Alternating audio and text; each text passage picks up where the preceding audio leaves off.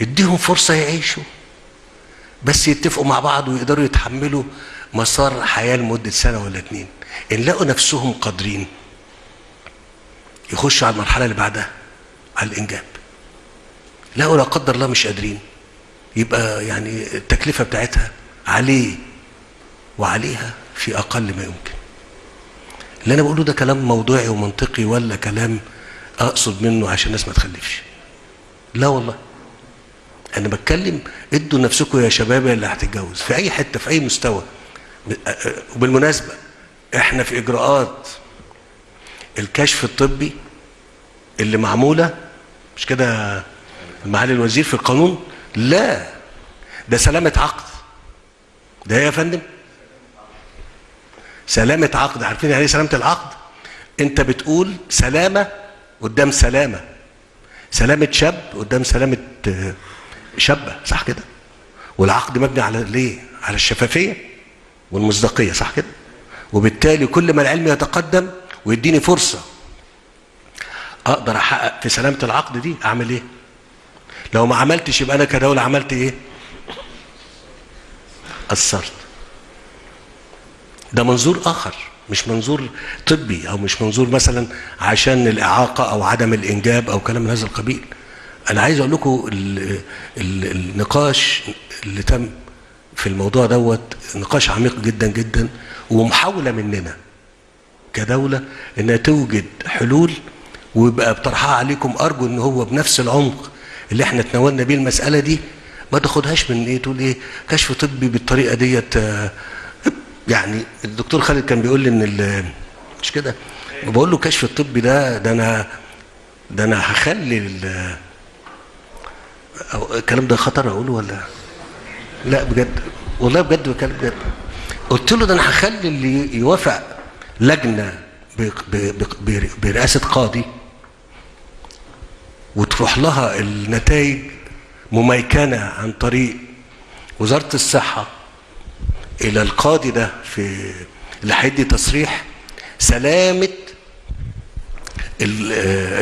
التحاليل، مش كده؟ حصل كده. طب حد يقول له انت بتعقدها بقى ولا ايه؟ لا لا لا لا والله، ده انا بطمن الام والاب اللي هم عندهم ابناء، خلي بالك وانت داخل على ده، احنا بنعمل اجراءات، الاجراءات دي الهدف منها، هو انتوا فاكرين الجواز ده حاجه بسيطه؟ ده اغلظ ميثاق. اغلظ ايه؟ اغلظ ميثاق بين الراجل وبين ففي قاضي، والقاضي ده معاه دكاتره مستشار من عندكم يا دكتور خالد، بيشوف الفحوصات ديت وبيؤكد وبيدي الاذن للمأذون انه يعمل ايه؟ يوثق، انه يعمل العقد، لانه الاثنين هيبقوا شافوا بالظبط، مش كده يا دكتور؟ ولا انا هيبقوا شافوا بالظبط الموقف واطمنوا وقبلوا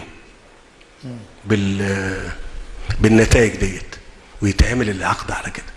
حد كتير يقولوا انت بتعمل ده مش خايف ان الناس تلجأ لاسلوب اخر؟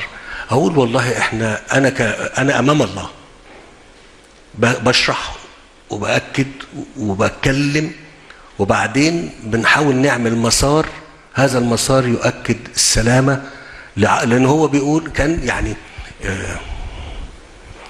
اللي قاعد هناك ده الدكتور سعد الهلالي ولا مش موجود معانا، كان بيقول من 1400 سنه يعني سلامه